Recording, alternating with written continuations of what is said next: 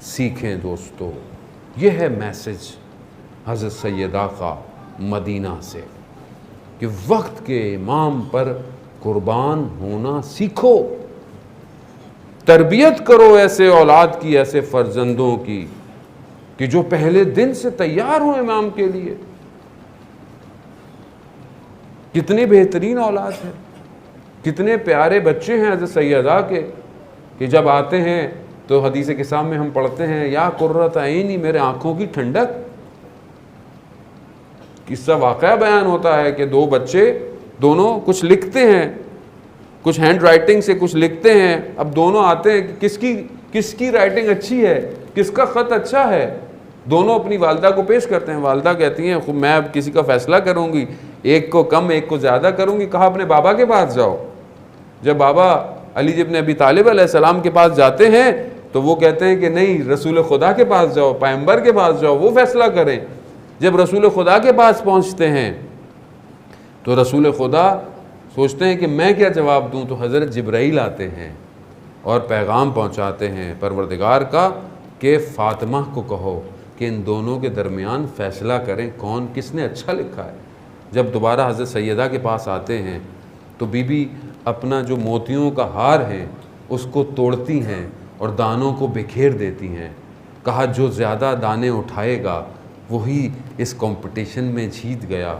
लेकिन जब दोनों दानों को उठाते हैं तो दोनों इक्वल होते हैं, यानी दोनों बराबर हैं।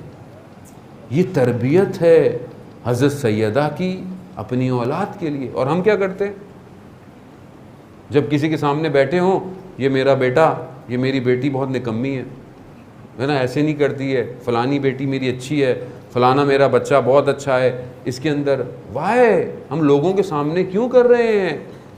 शायद उसके अंदर कोई खुसूसियत छुपी हुई हो, हम लोगों के सामने उसको और डिमोटिवेट कर रहे हैं।